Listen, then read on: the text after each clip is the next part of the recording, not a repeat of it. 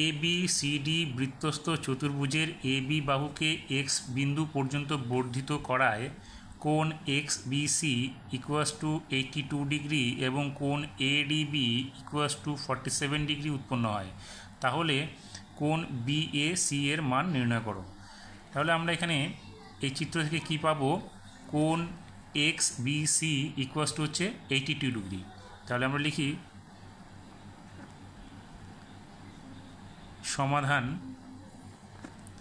কি, কোণ X B C equals to 82 degree. সুতরাং কোণ এ বি সি কী হবে, এটা যদি আমরা সরল কোণ ধরে নিই তাহলে এটা 180 ডিগ্রি মাইনাস এটা হবে এই কোণটা। তাহলে এখানে লিখবো আমরা 180 ডিগ্রি মাইনাস কোণ এক্স বি সি। তাহলে এখানে কী হবে, 180 ডিগ্রি মাইনাস 82 ডিগ্রি। তাহলে আমাদের কত আসবে, এখানে 8, এখানে 9, তাহলে 98 ডিগ্রি। তাহলে আমরা এই কোণটা পেয়ে গেলাম কত, 98 ডিগ্রি।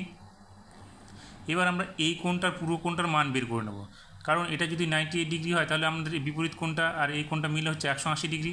সুতরাং আমরা লিখব, সুতরাং কোণ এ টি সি ইকুয়াস টু হবে আমাদের 180 ডিগ্রি মাইনাস কোণ এ বি সি।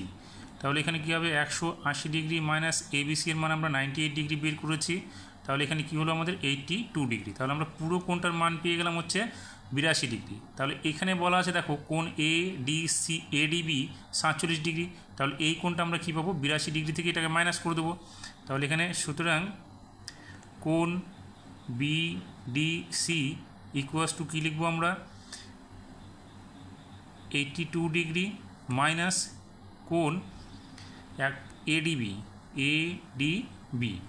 তাহলে এখানে 82 ডিগ্রি মাইনাস আমাদের এডিবির মান 47 ডিগ্রি। তাহলে এখানে লিখবো আমরা 47 ডিগ্রি। তাহলে কত হবে আমাদের, এখানে হবে 5, 4 রেখে 5, 3 অর্থাৎ 35 ডিগ্রি।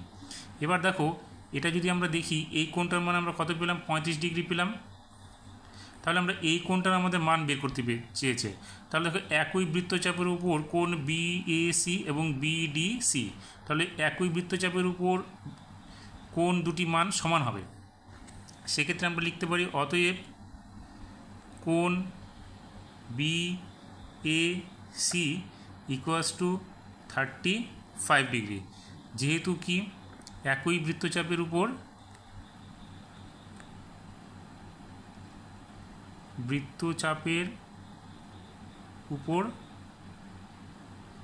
অবস্থিত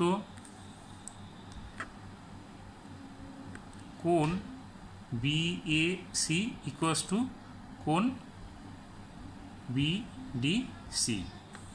তাহলে আমরা যে কোণটা চেয়েছিল সেই কোণটার মান আমরা পেয়ে গেলাম।